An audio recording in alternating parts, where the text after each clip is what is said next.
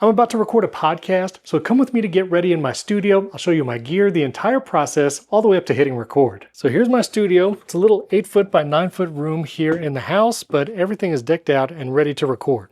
Haven't turned anything on because we're going to do it together. Now, first thing I do, because the living room is here and the kids might be here while I'm recording, I'm going to close that door and then also put this sound blanket that I have on a swivel arm, close that, and that helps dampen the noise from the outside and cuts down the echo in here. You see some of my background decor. These are GIK sound acoustic panels. You can get different designs and colors, which is pretty sweet. And that's some of my background decor, which got a little jazz Lego set there too. But this is where all the magic happens, so let's sit down and get ready. First thing, take lens cap off. This is the Sony a7 IV. It's what I use to record all my videos and podcasts. And the multi-view for that ATEM Mini Pro goes into this monitor, so I'll turn that on. And here I can preview the camera shots, and I also have this as an external display for my Mac. Now, as you can see in this shot, that the edge of the monitor is actually in the camera shot, but my studio display here is actually on a VESA mount arm, so I can actually push this back using one hand, so it's a little weird right now, but I'll push it back out of the camera shot, and now I'm ready to go. Now, next up for gear, I actually have an Elgato low-profile mic arm that holds my podcasting mic. I'll bring that over, and I'm ready to go with the camera and mic setup. Also, this mic is going into that Rodecaster Pro 2, and that's connected to my Mac Studio. And I forgot to mention, this is the Earthworks ETHOS microphone. As you can see, I have several microphones that I could be using, but this one's still my favorite. Sounds good for my voice. Doesn't pick up a lot of room noise or echo, so it's my preferred. So the first thing I open on my Mac, because we plan every episode in Notion, I use that to collaborate with my co-host, I'll open that Notion document and the next episode notes.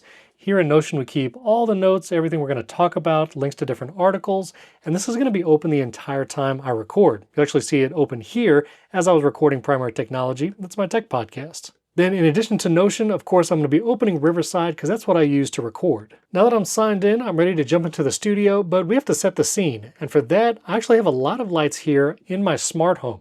You see, this is Apple HomeKit, and I have a lot of devices here in the studio specifically. I actually have different colors for different scenes, so I'm going to run this video blue scene. I'll point you guys this way so you can see, but as soon as I start running that scene, you'll see some of the lights turned off. That was the ceiling fan light above. But the colored lights behind me, those turned on. Those are Philips Hue lights. I'll go through those in a second.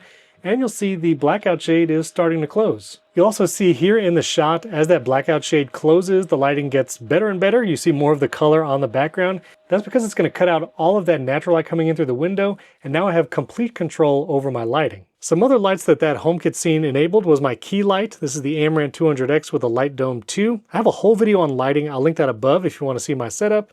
And then I have a couple Elgato key light airs. There's one there as a fill light and one up there for a hair light. And as you can see, my background is now blue. That's an Eve flare, that glowing orb. I have a gradient light strip back there. And what's really producing a lot of the color is this Hue Sign floor lamp. It's a pretty tall floor lamp. Again, Philips Hue. You do need a hub, but it works with every smart home platform. And that does a lot of the work of coloring the background. And like you can see, it doesn't look very saturated in color when you're just looking directly at it. But because my aperture is really wide open on my camera lens, which is a Sigma 35mm f1.4, it's letting a lot of light in. I keep my key light very dim, and now you really get that nice look behind me with the saturated color. You can see other videos here on the Riverside channel, which subscribe and hit that like button, and you'll see what that background looks like in different colors, blue, purple, just plain, and I can change it at a moment's notice. Now the next thing I do on my computer is I share a lot of screen shares while we record, which really cuts down on the editing time.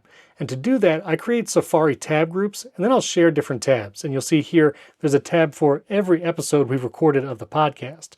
I'll go to our last episode, which was 75. You'll see these are all the tabs now loaded, ready for me to share, and I'm basically ready to go. I'll go back into Riverside, go to record. I choose I'm using headphones, which I'll show you how I connect those in a second. And I select the Blackmagic design, which is the ATEM Mini Pro switcher. That's what my camera's going into. And I use the Rodecaster Pro 2 main as both the microphone and speaker, because I'm going to be plugging in that wired pair of headphones into the Rodecaster Pro 2. But here in Riverside, I'll say I'm using headphones, join the studio, and I'm ready to record. Now for my headphones, you can get a nice pair of Shure in-ear monitors for about $100. These are Beyerdynamic Zilentos. They're really fancy. They were sent to me. I wouldn't recommend just for doing podcast recordings, but they do sound really nice. And these are going to plug into the headphone cable that I have here. This is an extension going all the way back to that Rodecaster Pro 2 way back there. So that's why I have an extension. My headphones are plugged in, so I'll put these in my ear and I'm ready to go. Then as we record, you'll see I'll share my screen. I'll have that Safari window open with all the tabs. I can share the tabs and you'll see it shows it nicely here. Me and my co-host go picture in picture, and this all carries over into the editor. So by doing this live as we record, I don't have to add a bunch of B-roll and additional visuals after the fact. I'm doing it all live, and that means I can get to publishing really fast. Once my co-host joins, we'll hit record, and we record our episode. Once all the files have uploaded, which happens pretty quickly, I'll go into the Riverside editor. Now here in Riverside, I'll do a few things. I'll move the tracks around, so I'm on the left, co-host on the right. I'll apply our brand with a single click where I have the background image saved, my preferences for how the video is laid out. And then under the AI producer, I'll do things like remove pauses, remove silences. I can even change the pace, like how much silence is removed. I'll also do smart mute, so audio tracks are muted when someone's not speaking. And smart layouts actually gives you a multicam look where it'll switch between the active speaker and then show everyone on screen when there's kind of in-between moments.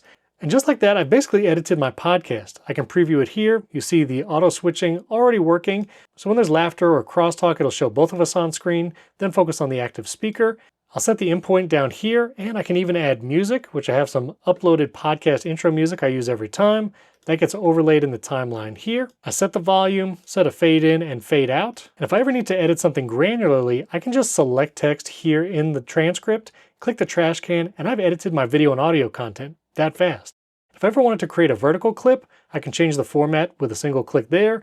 I can add animated captions and even save my favorite layout.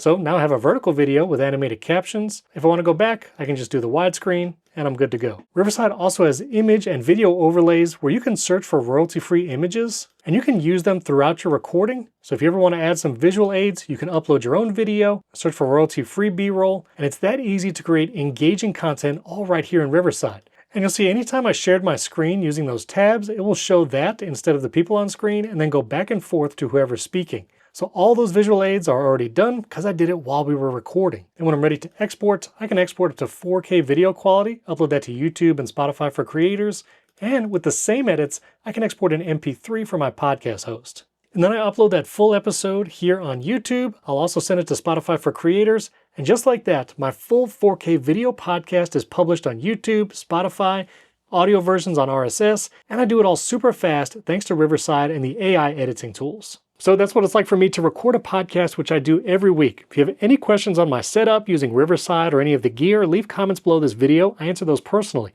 And there's a ton of videos on the Riverside channel about cameras, microphones, lighting, and more. I'll link one of those videos right over here. And if you want to see more in-depth editing with Riverside, how to use multi-track features and really get granular for precise and studio quality audio, check out this video right up here. Thanks for watching. I'll catch you next time.